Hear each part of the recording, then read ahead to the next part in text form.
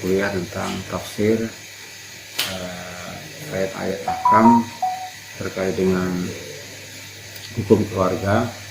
Di dalam SAP topiknya adalah membahas tentang pernikahan beda agama, pernikahan dengan orang ahli kitab atau musyrikat ya. Musyrikin dan musyrikat istilahnya adalah pernikahan beda agama, pernikahan beda agama. Sesuai dengan SAP-nya, di mana ayat yang kita bahas adalah surat Al-Baqarah ayat 221. Allah Subhanahu wa taala berfirman, "Wala tanfihul musyrikati hatta yu'minna wala amatun mu'minatun khairum min musyrikati wala a'jabatkum wala tanfihul musyrikin hatta yu'minu wala amatun mu'minun khairum min musyrika wala a'jabatkum wala yata'una ila nar wallahu yad'u ila al-jannati wa maghfirah." Ini wa yubayyin ayatin nasi la'allahum yatafakkarun la'allahum yatadhakkarun. Al-Baqarah ayat 221. Kita uraikan, kita analisis dari segi bahasa ya, at-takhril al-lafzi. Dalam kitab Ar-Ra'iul Bayan juz 1 al-mujallad al-awwal halaman 282. Mohon nanti itu tadi sudah saya foto di WA ya, bisa di print kemudian atau pinjam, cari kitab Ra'iul Bayan di juz 1 halaman 282 yang menjelaskan, mengupas tentang pernikahan beda agama. Wala tanhibul musyrikina musyrikati aila tatazawwaju al-wataniyat. Jadi Syekh Ali As-Subuni memberikan makna aila tatazawwaju, janganlah kau menikahi al-wataniyati, perempuan yang menyembah berhala, menyembah patung. Wal musyrika, adapun wanita yang dikatakan muslimah, hiyallati ta'budul awthan, yaitu wanita-wanita yang menyembah patung, berhala. Walaysa laha dinun samawiyun, jadi wanita itu tidak punya agama samawi, agama Hindu misalnya, Buddha itu kan bukan agama samawi, agama yang tidak punya kitab yang dari Allah Ta'ala. Wa misluha, dan yang sama dengan musyrikat adalah al-musyrik. Jadi kalau perempuannya musyrikat, lelakinya namanya musyrik. Wakila, ada pendapat lain ya, bahwa lafaz ayat wala tanfihul musyrikati itu adalah wa inna ta'ummu al-kitabiyah. Jadi secara inklusif ya, secara tidak langsung adalah menyangkut juga pengertian makna daripada al-kitabiyat, ahlul kitab ya. Alasannya apa? Karena ahlul kitab itu dikatakan wahum musyrikun, mereka adalah dikatakan juga orang musyrik. Jadi musyrikat, ahlul kitab adalah mempunyai terminologi yang sama. Alasannya bali anna ahlul kitab musyrikun. Allah berfirman di dalam salah satu ayatnya, waqalatil yahudu Uzairun ibnullah waqalatil nasara al-masih ibnullah. Orang-orang Yahudi mengatakan Uzair adalah anak laki-laki Allah. Kemudian orang-orang Nasrani mengatakan bahwa Isa al-Masih adalah ibnullah, sampai pada ayat subhanahu amma yusyrikun, maksud Allah terhadap apa yang mereka sekutukan. Kemudian al-amatu mu'minah, jadi makna penjelasan dari segi kosakata. Al-amat al-mamlukah bimilkil yamin. Jadi amat adalah budak yang dimiliki ya, dengan milkul yamin. Milkul yamin adalah orang-orang yang dibawa kekuasaan daripada majikannya ya. Wa yatuqabil hurrah, bahwa amat adalah lawan daripada wanita yang merdeka. Wa asluha, adapun asalnya lafaz amat itu adalah umun. Hudifat lamuha bi ala ghairi qiyasin wa wido anda ta'nis, yang sebenarnya asalnya adalah lamnya dibuang, ya tidak sesuai dengan kiasi. Wa wido anda ta'is, kemudian dikaji dengan hak yang menunjukkan mana ta'nis, ya. Wa tusma'u ala ima'in, jadi amatun jamannya ima, ya sebagaimana Allah berfirman dalam An-Nisa, wa aqul ayyama minkum fasalihina min ibadikum wa imanikum. Kemudian berikutnya adalah al-makna ijmali, makna secara global, secara keseluruhan daripada ayat Al-Baqarah 221 itu apa maksud daripada ayat ini? Wa yaqulullahu ta'ala ma ma'nahu, Allah berfirman di mana artinya kurang lebih daripada ayat 221 ini adalah memberikan sebuah penekanan, la tatazawwadu ayyuhal minun, janganlah kau menikah wahai orang-orang mukmin, al musyrika, dia akan perempuan musyrik, ya katakan non muslim, ya hatta yu'mina billahi wal yaumil akhir, sehingga mereka orang-orang musyrikat itu adalah beriman kepada Allah dan hari akhir. Wala matu'minatun billah wa rasuli afdal min qurratil musyrikah, bahwa seorang budak mukmin yang beriman kepada Allah dan Rasulnya adalah lebih utama, ya lebih utama daripada wanita yang merdeka tapi statusnya adalah non muslim, ya.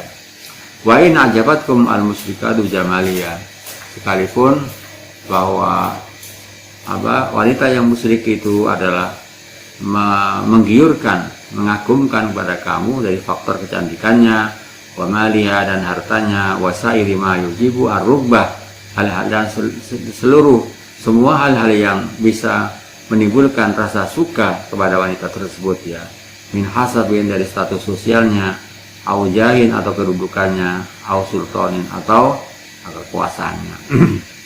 Wala tuzawwizu al-musyrikin min nisaikum al-mu'minat hatta yu'minu billah, ya. Tolong dibaca itu halaman 282. Dan janganlah menikahkan, ya menikahi, tuzawwizu, janganlah menikah al-musyrikin, orang-orang musyrik, laki-laki yang musyrikin, menikahkanlah, ya jangan kau menikahkan musyrikin, wanita-wanita yang musyrik, min nisaikum dari wanita-wanita kalian semuanya, al-minati yang satunya sebagai seorang mukmin, wanita yang mukminah, hatta yu'minu billahi wa rasuli, sehingga orang-orang musyrik itu beriman kepada Allah, masuk Islam lah. Wali anna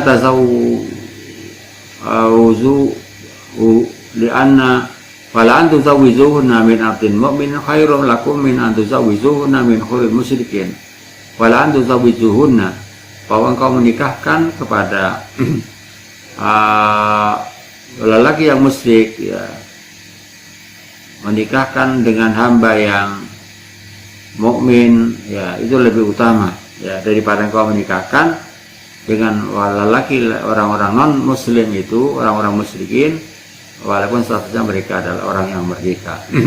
Mahma ajabakum fil hasabi wa nasabi wa syarbi, sekalipun mengagumkan, ya menggiurkan kepada kamu tentang status sosialnya, nasabnya, kemuliaannya, fauna fa'innahu lil musyrikin wal musyrikat, karena sungguhnya mereka lelaki yang musyrik, lelaki yang non muslim dan wanita yang non muslim tadi itu, alladzi quribat alaikum munakahatuhum, yang dimana mereka diharamkan untuk menikahinya, wa musarahatuhum, dan melakukan hubungan persaudaraan, ya hubungan mertua, yad'unakum, mendorong kalian semuanya ila ma'ayati bikum ilan nar, mendorong kalian semuanya kepada hal yang bisa mengantarkan kepada kalian semuanya untuk terjerumus ke neraka. Wallahu yad'u ilal amali alladzi yujibu al jannah, Allah mengajak untuk melakukan amal, hal-hal yang bisa yujibu al jannah, hal yang bisa mengharuskan orang untuk masuk surga. Wa yuwaddihu hujajahu adillal linnas, dan Allah menjelaskan beberapa argumen-argumen dan dalil-dalil kepada manusia agar orang dapat mengambil peringatan, ya. Fayuwayizu baina khairi wasyarri, sehingga manusia itu bisa membedakan antara baik dan buruk, wal khabis wa thayyib, ya wal khabis, dan yang kotor dan yang bagus, ya yang khabis itu kotor, buruk, ya wa thayyib dan yang baik.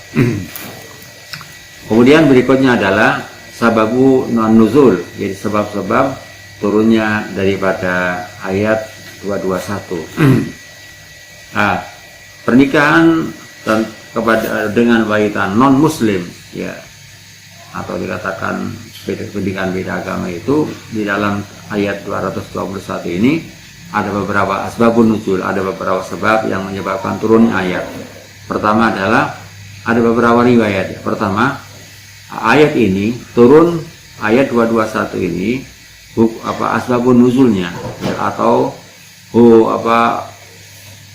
hukum hubungan kausalitas ya. Jadi sebab-sebab yang menyebabkan Allah menurunkan ayat, memberikan respon terhadap peristiwa itu adalah, pertama, kasusnya adalah Marsad ibn Abi Marsad al-Ghanawi. Ya, di mana Marsad bin Abi Marsad al-Ghanawi ini adalah yahmilu al-asara ya. Yahmilu al-usara, dia membawa beberapa selir ya dari kota Makkah ya. Di mana beberapa perempuan yang menjadi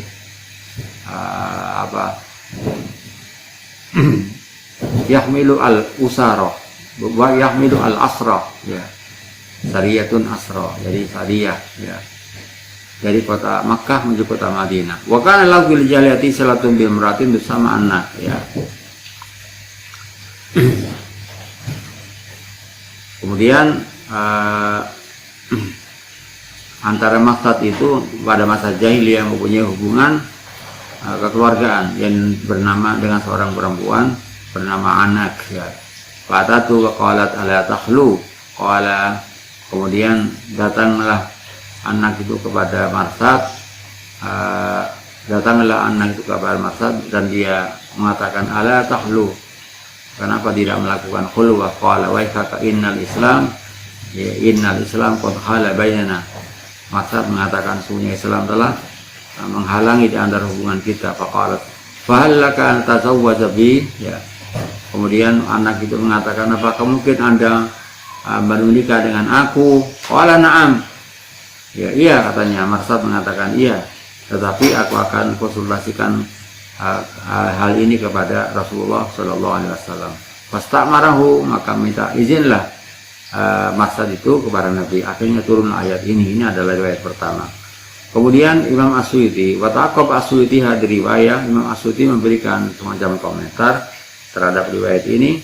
Wadakaru anna laysat sababan fi nuzul hadil ayat, bahwa kasusnya Marsad itu bukan menjadi faktor yang menyebabkan turunnya ayat 221. Kemudian wa inna hiya sababun nuzulil ayatin nur ya, bahwa ayat tersebut, kasusnya Marsad itu adalah sebagai faktor yang menyebabkan turunnya ayat dalam surat An-Nur, ayat tentang yang An-Nur, ayat yang terkait dengan kasus prostitusi itu ya. Azani laniku ila zanatan aw musyrikatan. Yang kedua, riwayat yang kedua, bahwa Ibnu Abbas meriwayatkan bahwa di ayat ini, menurut riwayat Ibnu Abbas, ayat 221 ini turun karena faktor kasusnya adalah Abdullah bin Rawaha ya. Di mana Abdullah bin Rawaha ini mempunyai seorang budak seorang budak imratun amatun as-sauda, budak berkulit hitam ya. Wa annahu ghadaba 'alaiha, Abdullah bin Rawaha ini memarahi kepada budak perempuan tersebut. Falatoma, bahkan menempelengnya. Summa innahu faza'a fatan Nabi ya. Kemudian Abdullah bin Rawaha ya datang kepada Rasulullah dan memberikan informasi tentang keberadaan daripada budak perempuan yang hitam tadi. Faqala sallallahu alaihi ya Abdullah, siapa sebenarnya budak perempuan yang hitam itu? Qala ya Rasulullah, Abdullah bin Rawaha mengatakan, ia tasumu wa tusalli wa tuhsinu al-wudu. Walaupun dia statusnya sebagai budak yang hitam, tapi dia adalah orang, dia berpuasa, sholat, dan juga berwudu.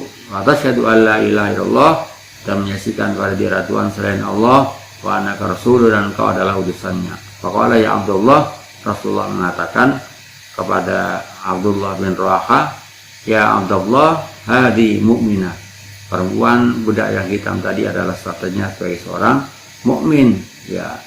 Faqala walladzi ba'athaka bil haqq la'tanikanna la taniqannaha wala tazawwizannaha fa'ala. Demi Allah dan yang mengutus engkau Muhammad dengan bawa kebenaran, sungguh aku akan memberikan budak perempuan yang hitam itu dan aku akan menikahinya. Fa'ala, kemudian Abdullah Rawaha melakukan tindakan itu. Fa'abahu an-nasu minal muslimin. Ya. Kemudian banyak umat, sekelompok orang atau katakan masyarakat mencela terhadap tindakan daripada Abdullah bin Rawaha. Ya. Sebagian umat Islam mencela, ya, terhadap tindakan Abdullah bin Rawaha. Faqalu nakaka amatan, karena mereka mengatakan bagaimana dia menikahi seorang budak perempuan yang hitam. Wa kana yarghabuna fi nikahil musrikat raghbatan fi aksabihinna. Karena masyarakat pada saat itu mereka ingin menikahi kepada wanita-wanita yang musyrik atau non muslim karena dilihat raghbatan, karena ada kecenderungan, ada kesukaan dilihat dari segi statusnya. Karena jelas hadil ayat, maka turunlah ayat itu. Baik, ya. Berikutnya adalah tentang lataifut tafsir. Jadi muatan-muatan rahasia atau muatan-muatan yang dikandung di dalam ayat 221 ini, ya. Atau rahasia-rahasia daripada tafsir surat Al-Baqarah 221 ini apa? Al-Latifatul al-ula, ya. Yang diantara muatan-muatan sari-sarinya tafsir atau inti tafsir dalam surat Al-Baqarah 21 ini mengatakan al-muradu bin nikah huna al-aqdu bil jima', ya. Jadi maksud kata-kata wala tangkikul musyrikina wala tangkikul musyrikati hatta yu'minna, itu ya. Wala tangkul musyrikati hatta yu'minna, makna daripada nakaha dalam ayat ini adalah dimana al-aqad, ya, akdu. Dalam pertemuan yang lalu menjelaskan nikah itu tidak semuanya bermakna, ada beberapa makna, bisa makna al-aqad, bisa makna al-jima', ya. Tapi dalam ayat 221 ini cuma disebutkan bahwa ini maksud wala tangkul musyrikati hatta yu'minna itu adalah al-aqdu bil ijma', adalah berdasarkan kesepakatan para ulama. Aila tatazawwaju bil musyrikat, janganlah kau menikahi dengan wanita-wanita yang non muslim, ya. Katakanlah orang-orang yang musyrik, orang-orang yang menyembah berhala, ya. Wa qala al-Qurfi, bahkan Imam al-Qurfi mengatakan al-murad bin nikah al-aqdu lal watu, ya. Imam al-Qurfi mengatakan yang dimaksud dengan kata-kata nikah di dalam surat Al-Baqarah 221 ini adalah al-aqdu lal watu, jadi maknanya akad, ya. Bukan makna al-wat'u, ya. Hatta qila innahu lam yarid fil Qur'ani bi makna al-wati aslan, sehingga Imam al-Qurfi mengatakan, berkomentar dan berpendapat bahwa tidak ada di dalam Al-Quran, ya, makna nikah itu yang bermakna al-wati sama sekali, ya. Alasannya apa? Ya, Al-Quran yukna, karena Al-Quran itu sebagian menggunakan bahasa-bahasa simbolik, bahasa kinayah, bahasa metafor. Wa hadza min latitin min al-fadhi. Inilah termasuk di antara syariat rahasia, ya, daripada kandungan kata-kata di dalam Al-Quran. Kemudian waqala Ibnu Jinniyin, ya, Ibnu Jin mengatakan, berpendapat, sa'altu Aba Aliin an qaulihim nahahal mar'ah faqala farraqat al-arab istimali farqan latifan hatta yuqbala la yahsul al-tibas. Imam Ibnu Jin mengatakan, satu Aba Aliin, aku bertanya kepada Aba Ali an qaulihim, dari perkataan orang-orang Arab nakahal marata, ketika mereka mengatakan nakahal al-marata, maka Abu Ali mengatakan farraqat al-arabu, orang Arab membedakan fil istimal dalam menggunakan penggunaan kata-kata farqan latifan, perbedaan yang sangat detil sekali, sangat lembut sekali, sangat rinci sekali, hatta la yaksul al-tiba, sehingga tidak terjadi sebuah makna yang kabur. Fa idza qalu, apabila orang Arab mengatakan fulanun fulana, jadi yang maksud mereka apabila mereka mengatakan nakaka fulanun fulana, jadi fulan telah menikahi pada fulana, aradu an tazawwazaha wa qada 'alaiha, ya. Sehingga yang dimaksud oleh orang Arab itu mereka adalah menikahi fulan itu telah menikahi fulana dan melaksanakan akad dengannya. Wa idza qalu nakaka imra'atahu aw zawjatahu lam yuridu ghairal mujama'ah. Nah, ketika orang Arab mengatakan nakaka imra'atahu, fulan telah menikahi wanita itu aw zawjatahu atau istrinya, lam yuridu ghairal mujama'ah, mereka tidak menginginkan kecuali hanya makna melakukan hubungan sebagai suami istri. Alasannya apa? Yanu idza dzukira imra'atahu aw zawjatahu faqad istaqna an dzikril aqdi. Karena apabila disebutkan istrinya, perempuannya atau istrinya, maka sungguh tidak membutuhkan untuk disebutkan dengan menyebutkan makna akad. Walam tahtamil alif madu ghairul mujamah, dan kata-kata itu tidak mengandung makna lain kecuali dalam makna sebagai hubungan suami istri. Makna yang kedua, makna rahasia yang kedua, ya.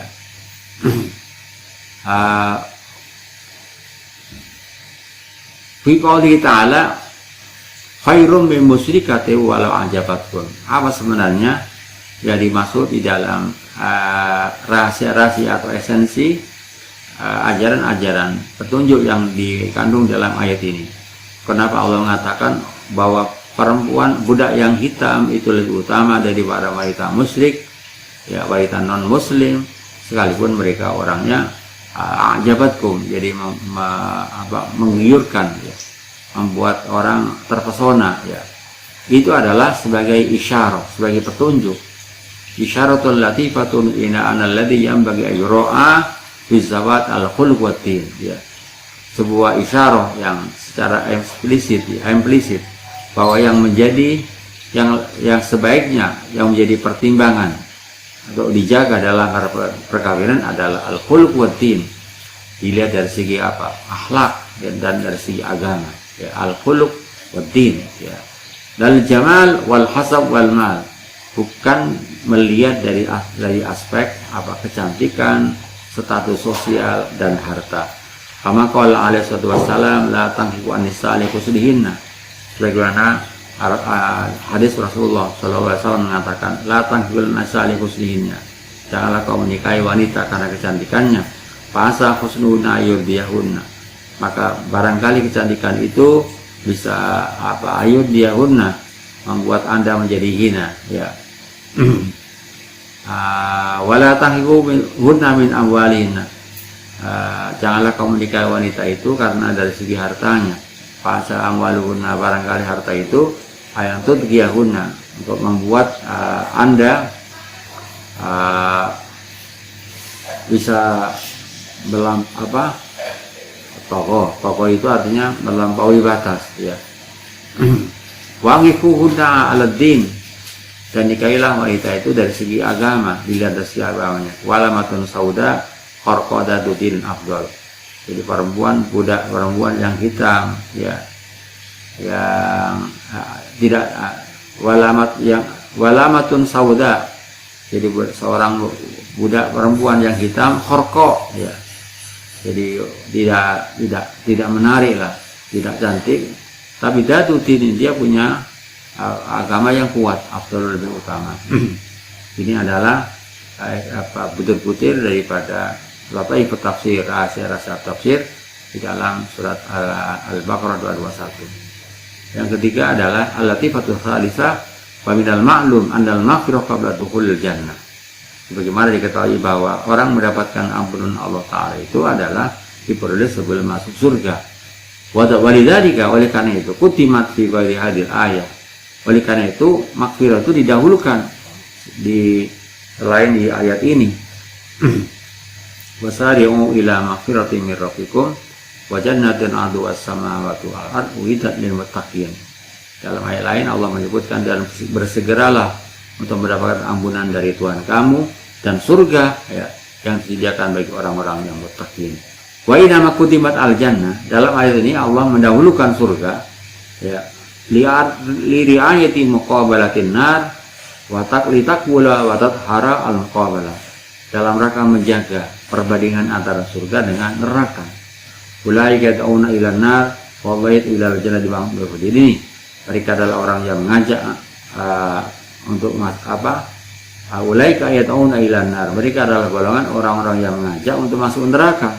Wallahu yad'u ilal jannati wal maghfirah. Ini sedangkan Allah Ta'ala yang mengajak mengantarkan orang ke surga dan mendapat ampunan atas izinnya. Itu adalah terkait dengan beberapa mutiara-mutiara atau rahasia-rahasia yang ada di dalam Al-Baqarah 221. Kemudian bagaimana sebenarnya status hukumnya menikahi ada wanita yang pernikahan beda agama.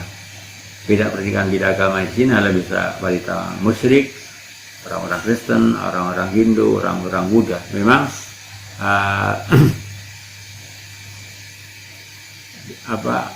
bahwa ahlul kitab ini menjadikan perdebatan di kalangan para ulama. Siapa sebenarnya ahlul kitab itu? Ya. Karena memang pernikahan beda agama itu kalau kembali kepada undang-undang ya, Undang-Undang 174 dalam pasal 39 ya, bab 4 ya, larangan kawin ya, dilarang melangsungkan perkawinan antara seorang pria dengan seorang wanita disebabkan banyak di sini karena pertalian nasab, pertalian kerabat, pertalian musuhan ya. Kalau bahasa Arabnya adalah lin nasab, lil musoharo, lil rodo ya kalau bahasa Arabnya. Di sini dalam undang-undang perkawinan itu adalah pasal 39. Kemudian dalam pasal 40 disebutkan pas dilarang melangsungkan perkawinan antara seorang pria dengan seorang wanita karena keadaan tertentu ya. Antara lain karena wanita itu masih dalam ikatan perkawinan dengan pria lain, seorang wanita yang masih berada dalam masa iddah dengan pria lain, seorang wanita yang tidak beragama Islam. Nah ini pada pasal 40 dijelaskan seorang wanita tidak beragama Islam. Jadi kalau pernikahan di dalam Undang-Undang 174 bahwa syarat seorang wanita yang dinikah adalah muslimah. Kalau laki-laki adalah pasangannya harus muslimah, kalau muslimah adalah muslim ya, tidak mungkin dilaksanakan ya. Ini kalau terkait dengan Undang-Undang nomor 174 ya. Kemudian larangan lagi diantaranya adalah dalam pasal 42 disebutkan seorang pria dalam melakukan perkawinan dengan wanita apabila dia mempunyai 4 orang istri ya. Pasal 43 dilarang melakukan perkawinan dengan seorang pria dengan wanita yang bekas istri yang ditalak 3 itu diantaranya. Pasal 44 ini jelas mengatakan seorang wanita Islam dilarang melakukan perkawinan dengan seorang pria yang tidak beragama Islam. Ini terkait dengan dasar hukum di dalam Undang-Undang 174 yang memberikan penjelasan larangan untuk menikah dengan wanita non muslim ya, ahlul kitab atau yang lain ya. Kemudian dalam KHI ya, dalam KHI juga disebutkan dalam pasal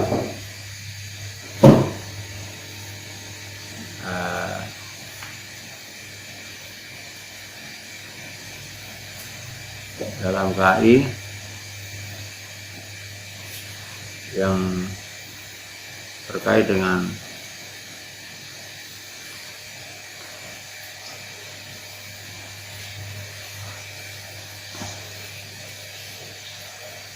itu adalah kemudian di dalam tafsir Ruwaul Bayan ini, dalam tafsir Ruwaul Bayan juga dijelaskan pada halaman 287 itu 287 hal yahrumu nikahul kitabiyat ya. Hal yahrumu nikahul kitabiyat, haramkah seseorang menikahi dengan wanita-wanita Alkitab ya. Jadi apakah orang haram menikahi dengan perempuan ahli kitab? Ya.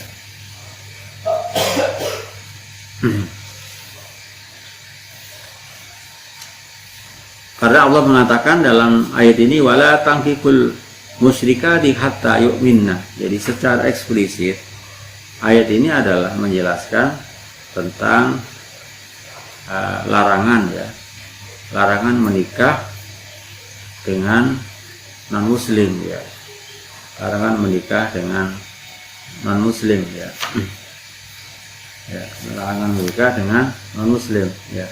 Wala tangkil musyrikati hatta yu'minna ya, dilarang menikahi pada wanita-wanita musyrik ya. Musyrikat bisa tadi sudah dijelaskan, bisa musyrikat, bisa kafirat ya, bisa ahlul kitab ya. Hatta yu'minna ya, jika mereka beriman ya. Ini adalah secara eksplisit hadis yang ayat yang menjelaskan larangan pernikahan dengan wanita-wanita yang non muslim ya. Ala hurmati nikahil majusiyat walatani wataniyat. Jadi dilarang menikah dengan, diharamkan menikah dengan perempuan-perempuan majusi.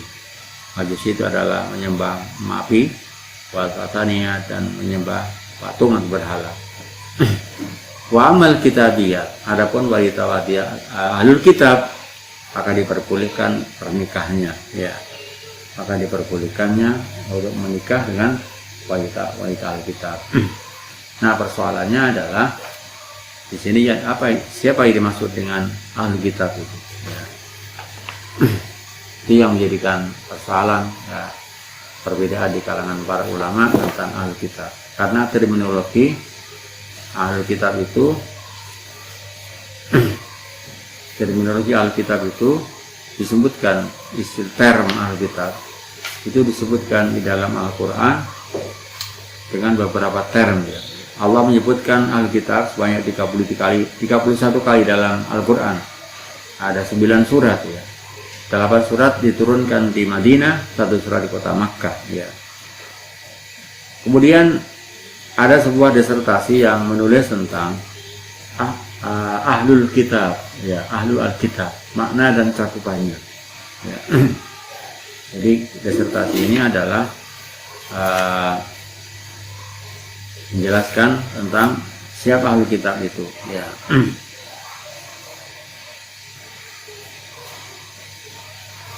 Jadi gambaran ahlul kitab yang diperbolehkan untuk dinikahi adalah dimana ketika Rasulullah SAW adalah ahlul kitab yang betul-betul mereka mengimani akan kerasulan Muhammad ya. Ya, bukan yang dimaksud adalah ahlul kitab kaum Nasrani, kaum Katolik dan segalanya, karena di dalam agama Nasrani pernah mengalami semacam perubahan doktrin ya, mengalami perubahan besar dalam doktrin teologi mereka dengan adanya dogma Trinitas itu. Jadi Alkitab itu adalah Alkitab yang dimana teologinya, doktrin teologinya adalah bukan doktrin Trinitas ya. Ya. Kenapa? Karena yang diperbolehkan adalah alladzina min qablikum ya. Jadi Alkitab min qablikum, sebelum adanya perubahan-perubahan itu ya. Itu adalah yang masuk dengan al-Yahud wan Nasara yang memang belum mengalami perubahan terhadap kitab mereka. Kemudian di dalam beberapa tafsir memang para ulama berbeda-beda di dalam memberikan makna siapa ahli kitab itu ya. Jumhur ulama yang mengatakan adalah ahli kitab adalah perempuan Yahudi dan Nasara, mereka yang mengikuti kepada agama mereka yang sebelum mengalami perubahan ya. Dan itu adalah kesepakatan dari para imam mazhab. Al-Qardawi misalnya berpendapat Alkitab adalah Yahudi dan Nasara. Kemudian Imam Asy-Syafi'i menyebutkan Alkitab adalah disebutkan mereka adalah agama Yahudi dan Nasara, agama Masihiyah yang belum belum melakukan sepanjang mereka tidak menyalahi pokok ajaran agama mereka. Artinya apa? Artinya tidak merubah terhadap doktrin teologi mereka. Sedangkan ulama Asy-Syafi'iyah, Ibnu Katsir memberikan penjelasan kitab adalah Bani Israel. Ya. Kemudian ulama Asy-Syafi'iyah menjelaskan yang dimaksud dengan kitab adalah yang boleh dinikahi adalah mereka yang memenuhi kriteria min qablikum. Ya, artinya wanita tersebut berasal dari keluarga Nasrani Yahudi yang menganut salah satu dari kedua agama sebelum Nabi Muhammad diutus diangkat menjadi Rasul. Nah, problemnya adalah, persoalannya adalah bagaimana dengan di Indonesia? Ya, di Indonesia secara formal hanya ada penganut Nasrani atau Kristen, penganut Yahudi secara formal belum ada di Indonesia. Ya. Sehingga walaupun demikian banyak di Indonesia yang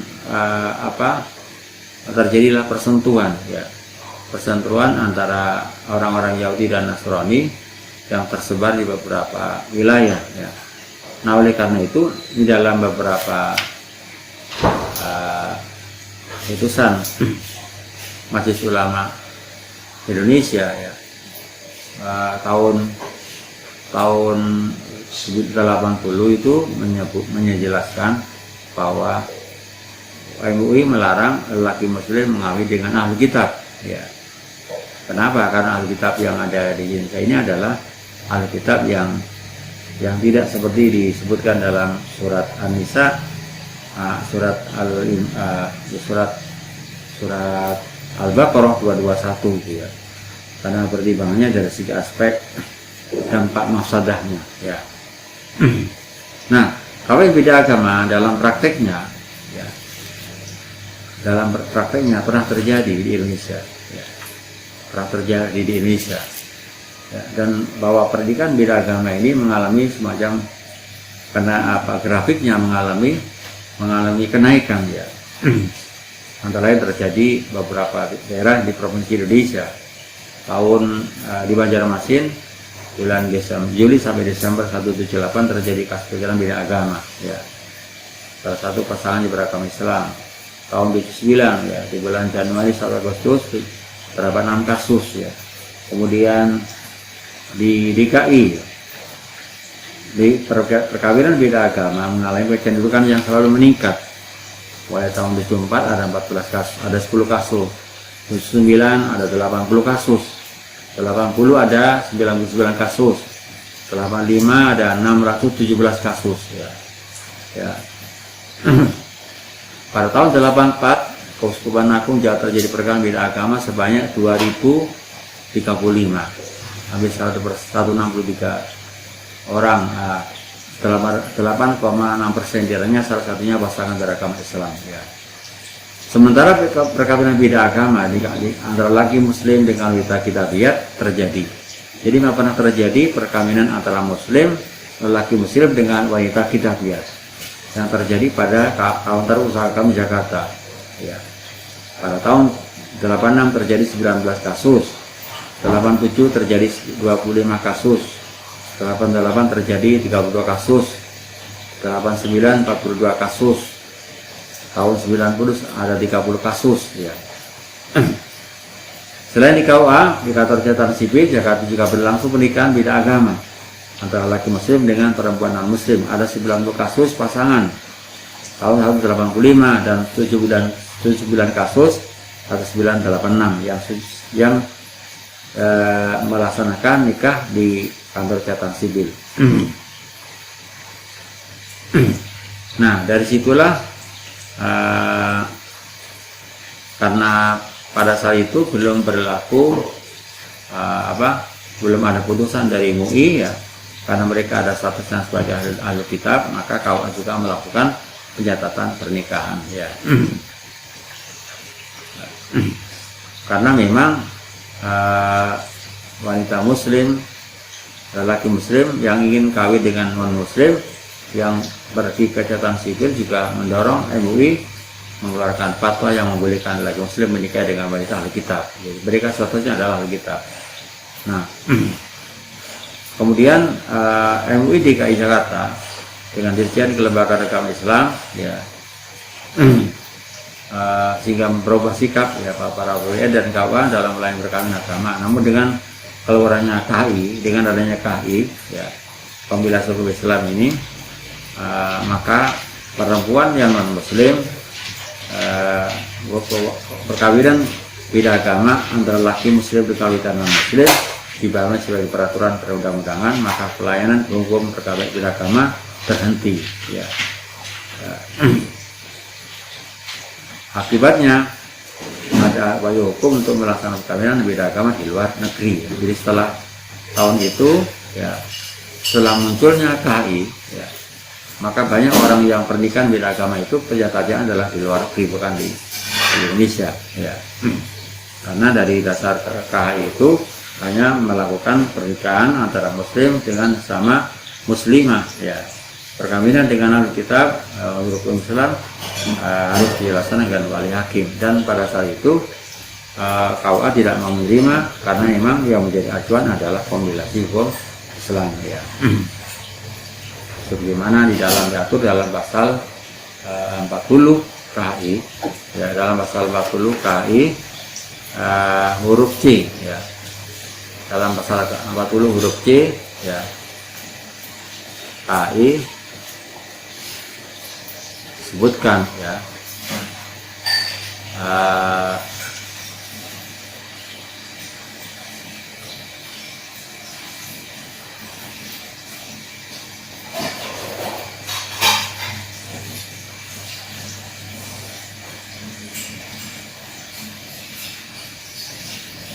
disebutkan ya,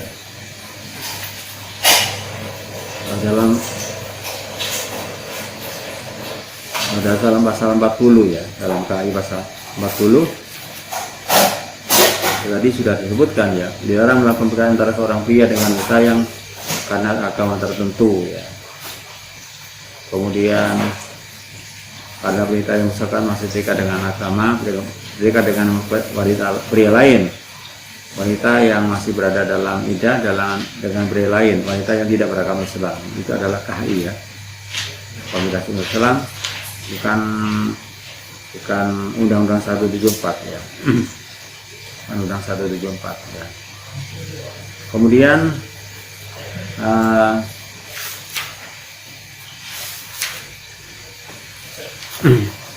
Kemudian di dalam tafsir Ra'il Bayan ini,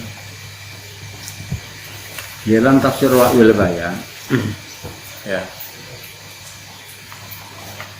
tafsir Ra'il Bayan halaman 287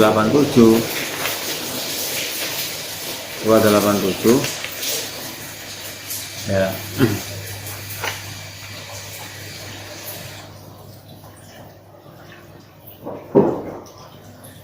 Disebutkan wala tanghikul musyrikati hatta yu'minna. Ayat ini adalah secara eksplisit memberikan penegasan larangan menikahi wanita-wanita yang majusia. Jadi wanita-wanita yang menyembah api dan menyembah patung ya. Kemudian wa amal kitabiyah. Jadi kitabiyah yang diperbolehkan itu adalah alladzina min qablikum, yang disebut di dalam Al-Qur'an wa tu'amul ladzina utul kitaba lakum wa tu'amukum khillul lahum ya. Jadi pernikahan yang ahli kitab di Indonesia pernah terjadi sebelum adanya KHI ya. Tapi dengan adanya KHI secara eksplisit mereka tidak bisa menerima pencatatan nikah dengan ahli kitab ya. Wadaba Ibnu Umar radhiyallahu anhu bila tahrim nikah fil kitabiyah. Jadi Imam Umar bin Khattab secara tegas memberikan pendapat tentang larangan untuk menikahi dari orang-orang ahlul kitab ya. Orang-orang ahlul kitab ya.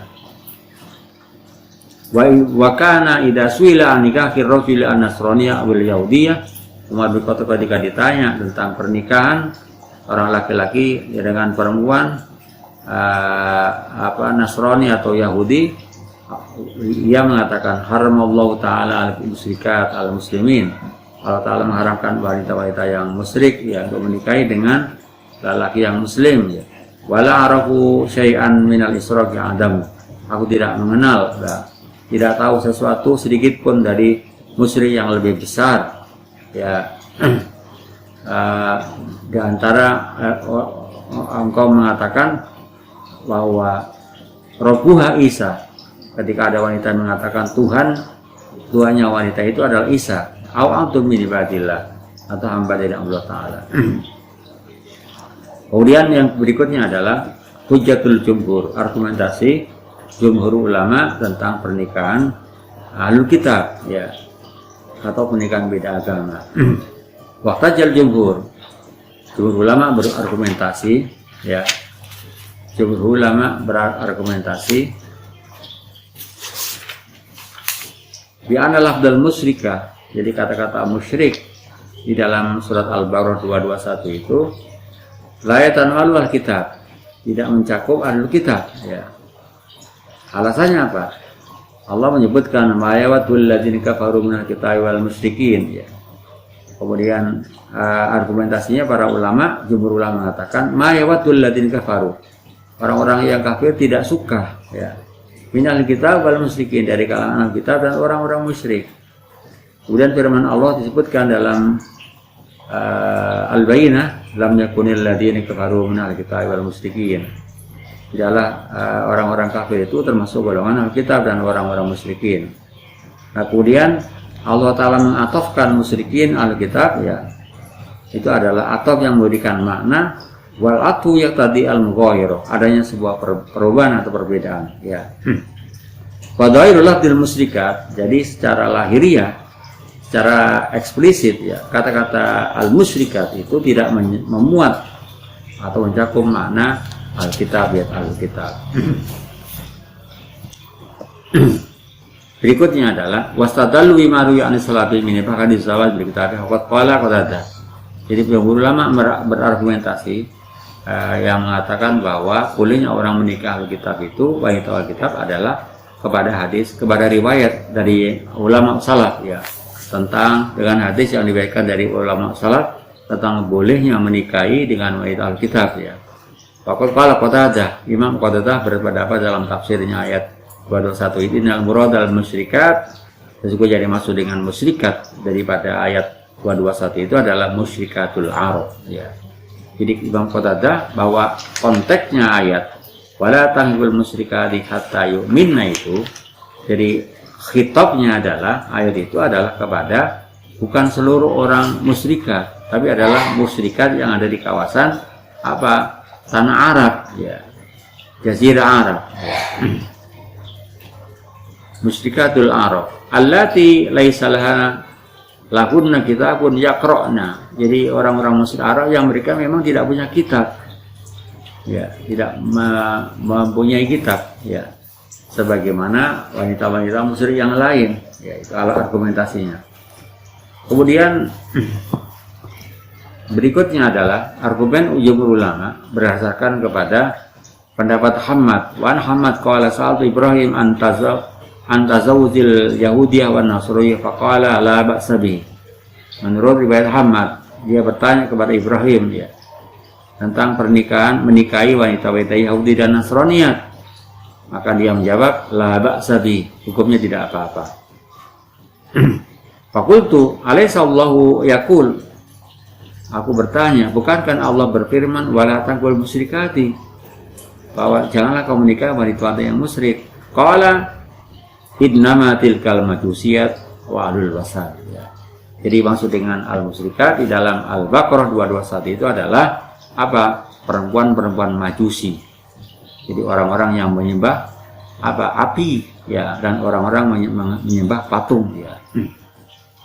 Kemudian waqalu, berikutnya jumhur berargumentasi waqalu la yazuzu antakuna al-ayatul Baqarah nasikatan li ayatil Maidah. Ulama jumhur mengatakan tidak boleh ya ayat Baqarah 221 itu dimansuh dengan ayat Al-Maidah ya. Alasannya apa? Karena surat Al-Baqarah itu lebih apa? di antara ayat Al-Baqarah 211 itu adalah ayat yang lebih dulu turunnya di kota Madinah, ya. Nah, kemudian Al-Maidah adalah ayat-ayat yang akhir turun di kota Madinah, ya. Padahal di dalam kaidah disebutkan wal qaidah anal mutaakhirah yang sahu al mutaqaddim minal aqsu, ya. Jadi bahwa ayat yang turun akhir adalah menghapus daripada ayat yang terdahulu turunnya, bukan sebaliknya, ya. Berikutnya adalah argumen para jumhur, ya. Wastadallu bima ruya anna Hudzaifah tasawwaja yahudiyatan. Jumhur ulama berargumentasi dengan riwayat bahwa sahabat Hudzaifah menikahi seorang wanita Yahudi, ya. Fakataba ilai Umar khalli sabilaha.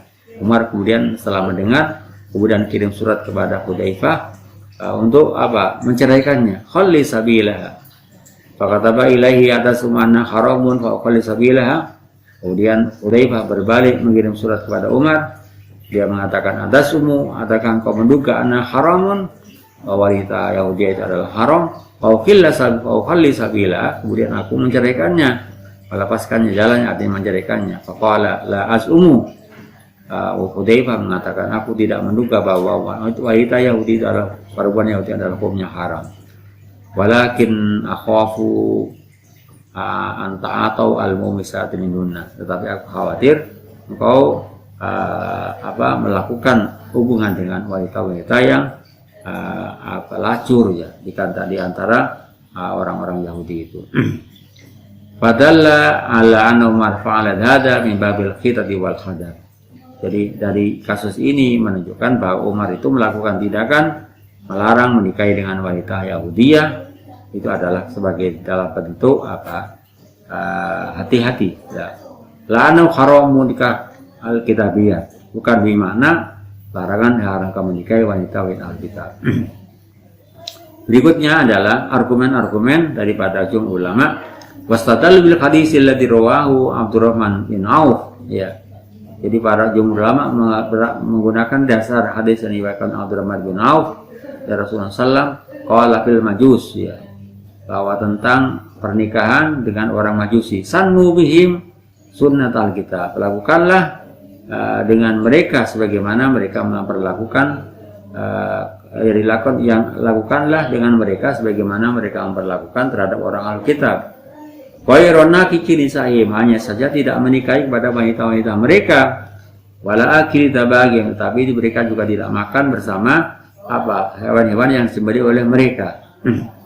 Walau lam yakun nisawin jaizan, ya, jikalau memang menikahi pada wanita-wanita Majusi atau Alkitab itu adalah boleh, lam yakun lidzikri faidatun, tentunya penyebutannya menikahi wanita Alkitab itu adalah tidak mengandung unsur manfaat sama sekali.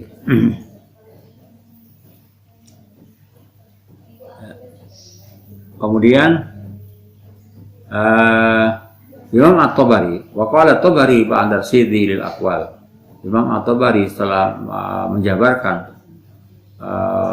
beberapa pendapat-pendapat yang berkembang, kemudian At-Tabari memberikan sebuah kesimpulan, wa aulal aqwal bi ta'wil ayat. Adapun pendapat yang lebih utama adalah memberikan penafsiran terhadap ayat, yaitu adalah pendapat yang dikatakan oleh Qatadah min anna Allah Ta'ala dzakarahu anni biqaulihi, Allah Ta'ala telah menyebutkan, ya, min Allah dzakarahu, Allah menyebutkan penakwilan ayat itu dengan mengatakan wala tahibul musyrikati, ya, dan jangan kau menikahi wanita ada yang orang-orang musyrik, ya, man lam yakum minal kitab, ya, yaitu orang-orang yang memang bukan dari keluarga ahlu kitab, ya. Itu adalah penjelasan jumhur ulama, ya. Kemudian hukum yang kedua, manhum al-musyrikuna alladzina nikahun, ya. Siapa yang dimaksud dengan wanita, orang-orang lelaki musyrik, ya. Kalau tadi kan wanita yang musyrikah, sekarang siapa? Orang-orang lelaki yang musyrik yang haram untuk menikahi mereka, ya. Allah Ta'ala telah berfirman, wala tungkikul musyrikat wala tungkikul musyrikina hatta yu'min. Janganlah kau menikahkan orang-orang lelaki yang musyrik sehingga mereka beriman. Ya. Ayat ini secara eksplisit memberikan penjelasan tentang larangan haram untuk menikahi lelaki yang musyrik dengan wanita yang muslimah. Ya. Wal muradu bil musyrik, adapun yang dimaksud dengan musyrik adalah kullu kafirin la yadinu bidin Islam, adalah semua orang kafir yang tidak memeluk agama Islam. Nah, sehingga konteksnya adalah fayasmalu al-wathaniyah.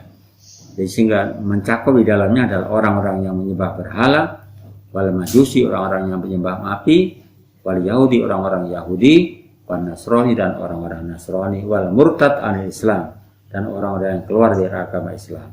Wa kullu haula'i, semua tadi itu wathani, majusi, Yahudi, Nasrani, orang-orang murtad itu adalah yahrumu taswizuhum, adalah mereka diharamkan untuk menikahi dengan wanita muslimah. Alasannya apa? Wa ila bidzalika, argumen alasan ya. Jadi argumen ya tentang larangan menikah itu dengan non muslim lah katakan. Anal Islam ya'lu ala yul'an. Bahwa ajaran Islam adalah agama yang tinggi ajarannya, tidak ada yang melebihi ketinggian daripada ajaran Islam. Ya. Fal muslim ayatazawwaja bil yahudi wa nasraniyah wa laysa al yahudi aw nasrani ayatazawwaja bil muslim. Seorang muslim boleh menikahi dengan wanita Yahudi atau Yahudiyah ya, atau Nasraniyah, perempuan Yahudi atau perempuan Nasrani, tetapi seorang Yahudi atau seorang Nasrani ya tidak diperbolehkan menikahi dengan wanita muslimah. Ya. Alasannya apa? Argumen yang dibangun adalah bahwa Allah Ta'ala telah menjelaskan qad bayyana al-bari sabab biqauli ulaika ta'ula ilan nar, bahwa mereka itu banyak mengantarkan kepada menjerumuskan orang kepada masuk neraka. Ayatunal kufri, jadi berdampak terhadap kekafiran dalam keluarga itu. Alladhi wa sababu dukhuli an-nar, ya, yang menjadi sebab faktor bisa mereka terjerumus kepada neraka. Alasannya apa? Farrajulu lahu sultatun wa wiratun al-amra. Karena seorang suami, seorang laki-laki itu punya otoritas dan punya kekuasaan untuk apa? Mempressure kepada perempuan, atau mempengaruhi kepada perempuan.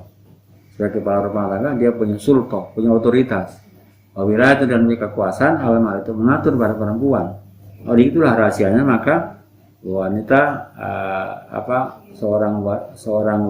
seorang laki-laki Muslim dan seorang laki-laki Yahudi atau Nasrani dilarang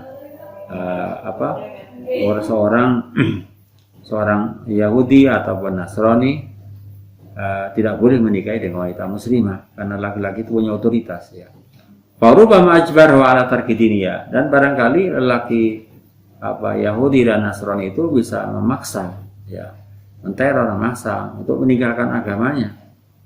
Wa hamalaha ala takfur bil Islam, dan mendorong wanita itu untuk keluar atau dari agama Islam. Wal awla yatba'una al-apa idza kana abu nasraniyan audiyan rabbahum al-yahudiyah. Anak-anak itu mengikuti kepada ayahnya. Apabila ayahnya itu adalah Nasrani atau Yahudi, maka akan dididik dengan agama Yahudi ataupun Nasrani. Hayasiru al-waladu min ahlina. Maka dampaknya anak-anak itu adalah bisa terjerumus menjadi bagian daripada Uni Sarwa.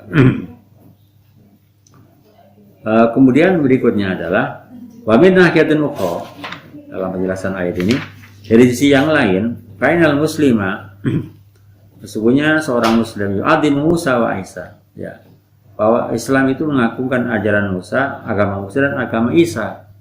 Amana rasuli ma'unzila ilaihi min rabbil alamin kullun amana billahi wa yu'minu bi risalatina. Islam muslim juga mengimani akan kerasulannya Musa dan Isa. Wa yaqitu bi Taurat wal Injil allati anzalallah, dan meyakini bahwa kitab Taurat dan Injil yang telah Allah turunkan ya, wala yahmilu imanuhu ala idai zaujatihi ya.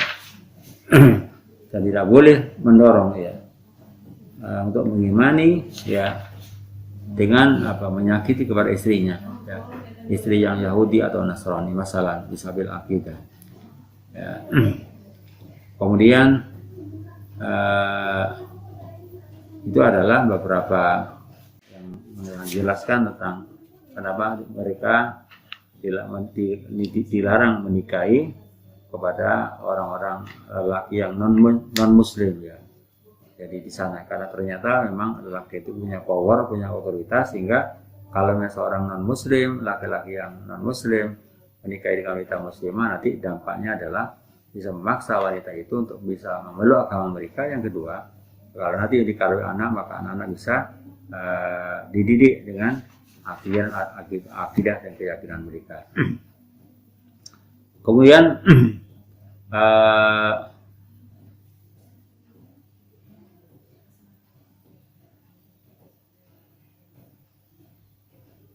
apa yang dapat disimpulkan? Ma tursidu ilail ayat al-karimah. Jadi petunjuk yang dapat disimpulkan, jadi kesimpulan dari ayat 221 itu ada beberapa poin-poin ya, kesimpulan yang dapat dirumuskan, yang dapat disimpulkan. Awalan pertama, hurmatuz zawaj bil musyrika al-wathaniyah.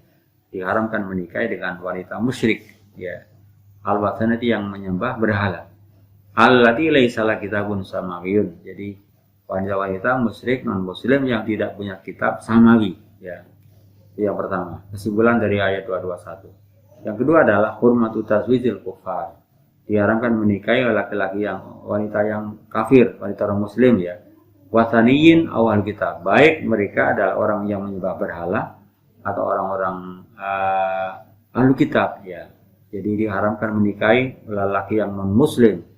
Non muslim itu bisa orang-orang yang menyembah berhala atau orang-orang ahlu kitab ya. Minan nisa al muslimat, dari wanita-wanita yang muslim ya.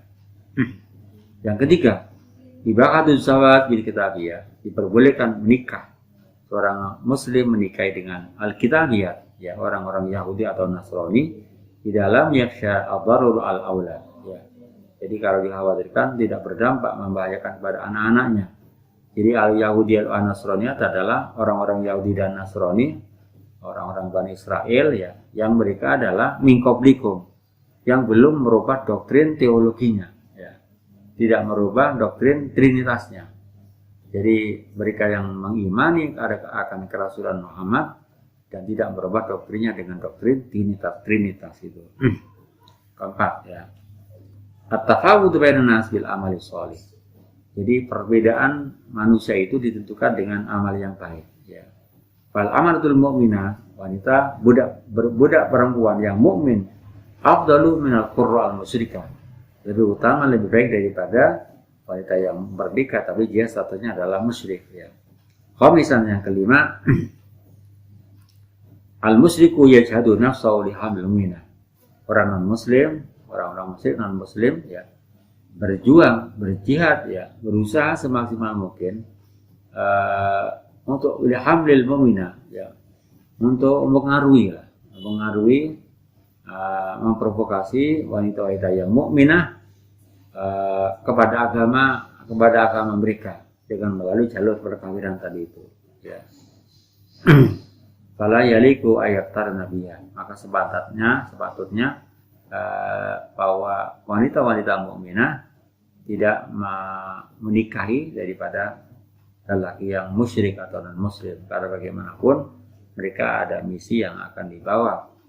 Di samping nanti kalau sudah menikah mereka akan diteror ya, karena laki-laki punya otoritas ya. Juga kalau mereka dikaruniai anak pun mungkin anak-anak akan dididik sesuai dengan keyakinan dan akidah mereka.